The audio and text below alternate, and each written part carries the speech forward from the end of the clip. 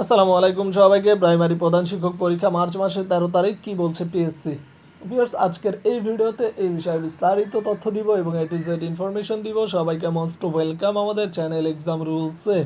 যদি ভিউয়ার্স আপনারা নতুন হয়ে থাকেন, প্লিজ চ্যানেলটিকে সাবস্ক্রাইব করে বেল বাটনটি অন রাখবেন যাতে সকল আপডেট নোটিফিকেশন সবার আগে পেয়ে যান।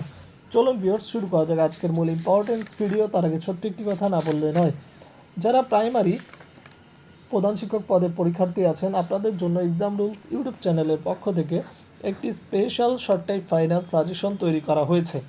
সাজেশন মূল্য হচ্ছে মাত্র 200 টাকা।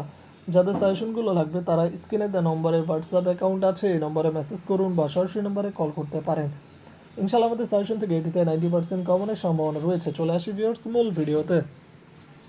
প্রাইমারি প্রধান শিক্ষক পরীক্ষা মার্চ মাসের 13 তারিখ কি বলছে পিএসসি।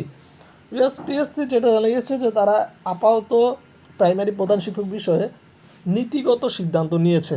এটা কোনো অরিজিনাল কোনো সিদ্ধান্ত না। মানে কর্তৃপক্ষের সাথে যখন মনে করেন একটা অফিসে দেখা হলে অনেকের সাথে কথা হয় যে এই বিষয়ে কী ধরনের ডিসিশন নেওয়া হচ্ছে, এরকম বিষয়ে। সেখানে তারা বলছে যে সম্ভাব্য তারিখ হিসাবে মার্চের 13 তারিখ পরীক্ষার সম্ভাবনা রয়েছে। বিশেষ করে তারা এখন কাজ করতেছে 50তম বিসিএস নিয়ে। আপনারা জানেন যে এই 30 তারিখ 50তম বিসিএস অনুষ্ঠিত হবে। সেই বিসিএস কার্যক্রমের প্রশ্ন ফাঁস ঠেকানো থেকে শুরু করে বিভিন্ন কার্যক্রম করতেছে পিএসসি। তারা বলছে যে এরপর নির্বাচন রয়েছে, নির্বাচনের অবস্থা গেলে 1-2 সপ্তাহের মধ্যেই তারা জানিয়ে দেবে প্রাইমারি প্রধান শিক্ষক পরীক্ষার তারিখ। হ্যাঁ, সম্ভাব্য ডেট হিসেবে মার্চের 13 তারিখ যেটা ধরা হয়েছে সেখানেও পরীক্ষা হতে পারে, অথবা তার সাথে 1 সপ্তাহ পিছানো হতে পারে। সেটা ডিপেন্ড করতেছে পরিস্থিতির উপর। দেশের পরিস্থিতি ঠিক থাকলে মার্চের 13 তারিখেও পরীক্ষা অনুষ্ঠিত হতে পারে বলে জানিয়েছে পিএসসি। যারা পরীক্ষার্থী আছেন প্রিপারেশন নিন।